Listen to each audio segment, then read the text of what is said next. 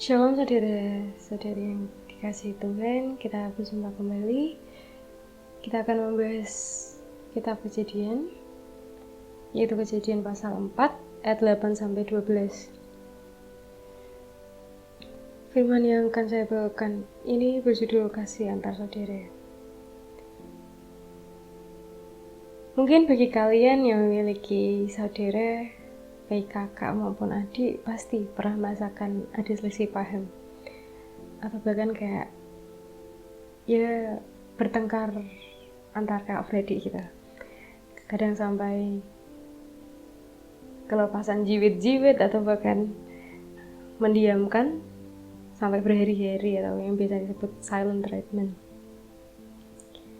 Nah, di sini masih rasanya nggak enak ya, apalagi hidup satu rumah tapi malah nggak harmonis, nggak rukun gitu antar kakak beradik. Apalagi sebenarnya kalau dipikir-pikir, kalau kakak beradik lagi akur tuh kayak rasanya enak banget, kayak mau pergi kemana-mana sama adik sendiri atau kakak sendiri tuh justru saya merasakan malah feel-nya lebih dapat daripada pergi sama temen gitu. Kayak istilahnya adikmu atau kakakmu tuh yang nemenin kamu tuh di rumah, terus kayak istilahnya tahu seluk beluk kamu gitu, saudara gitu.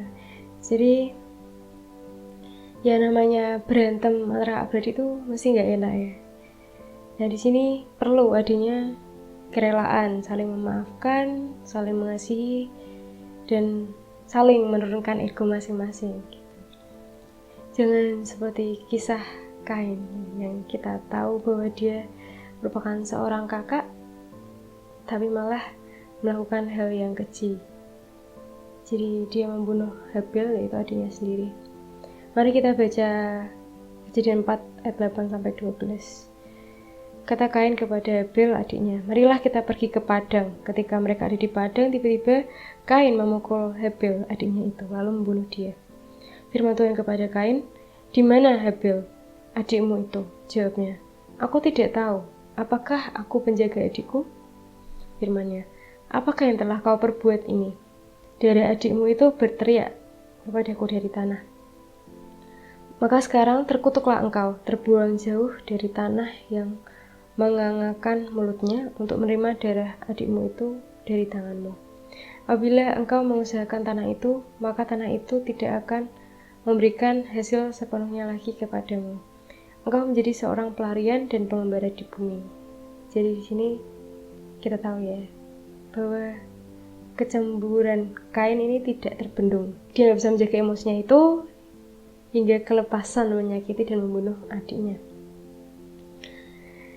Seharusnya sosok kakak di sini kan juga bertanya, apakah aku menjaga adikku gitu.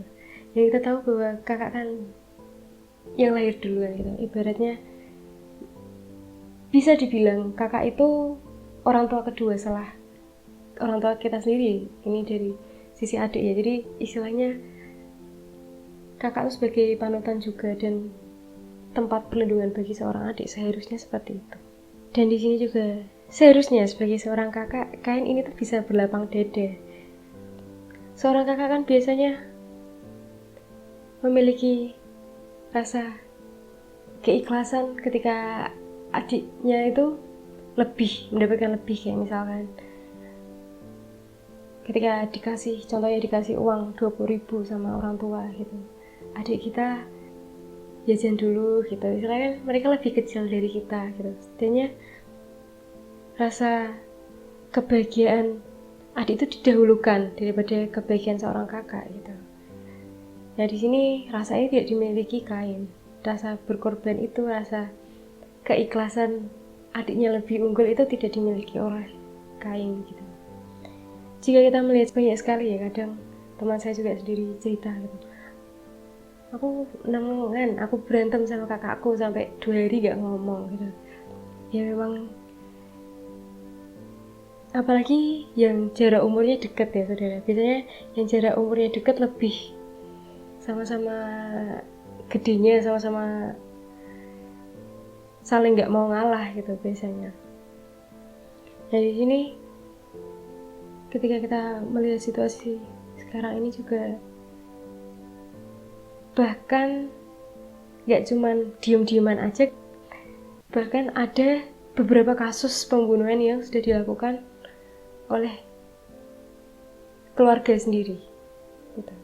Seperti kasus yang terjadi di Surabaya pada bulan Maret lalu.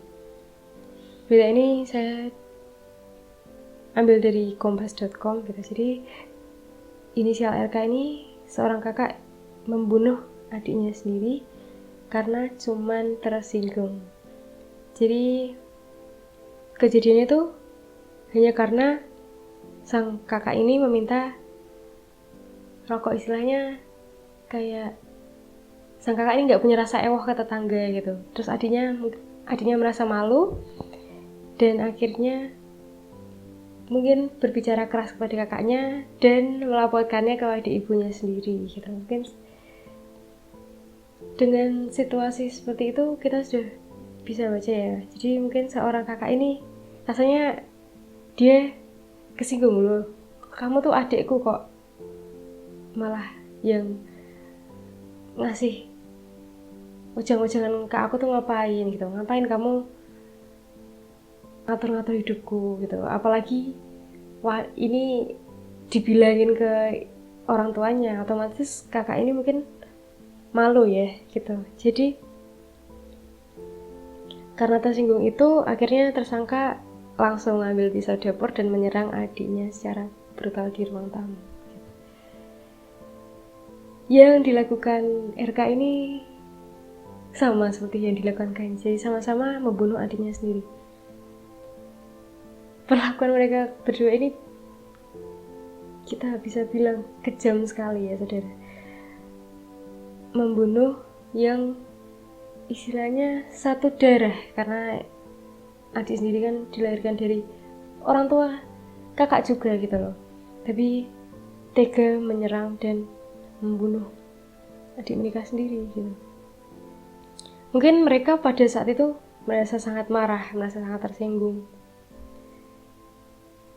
tapi ini merupakan contoh yang kurang baik. Padahal kita bisa menyelesaikan persoalan ini dengan kepala yang dingin gitu. Kita bisa memiliki mindset yang ketika menyakiti saudara kita sendiri itu juga berdosa di hadapan Tuhan gitu. Dan hukumannya juga apa ya, ketika kamu membunuh seseorang, ketika itu kan juga hidupnya sebenarnya tidak tenang gitu, karena sudah menghilangkan nyawa yang sangat berharga gitu. Di sini mungkin juga ada seorang saudara yang memiliki rasa iri terhadap adiknya, iri terhadap kakaknya gitu. Mungkin orang tua kalian lebih care atau lebih sering mengunggulkan kakak atau adik kalian gitu. Ya di sini memang mungkin kadang orang tua juga terlalu pilih kasih juga tidak baik saudara. Cuman mungkin jika kalian merasa seperti itu bisa kalian tegur orang tua kalian atau gimana. Jadi ini semua hal ini tuh tentang komunikasi gitu. Ini semua bisa dikomunikasikan daripada saling menyakiti satu sama lain gitu. Jadi kasih antar saudara ini diperlukan dalam ikatan persaudaraan, karena memang kembali ke awal tadi, hidup berdampingan dengan orang lain saja susah gitu loh ya. Maka dari itu mari kita bersikap baik kepada saudara kita bersikap berlapang dada ketika adik atau kakak kita lebih unggul gitu, karena itu nggak merugikan kita kok gitu. Itu bikin mungkin kadang lebih kayak nyelekit gitu ya saudara, tapi Tuhan tuh ngelihat kok kamu mungkin ngerasa sedih atau merasa tersakiti dengan ketidakimbangan itu gitu. Tapi kan di mata Tuhan kamu tuh hebat, kamu tuh baik gitu. Jadi teruslah memiliki sikap itu dan jaga hati dan jaga sikap gitu. Cukup sekian, tapi kiranya bisa memberkati saudara semua ya. Terima kasih, amin.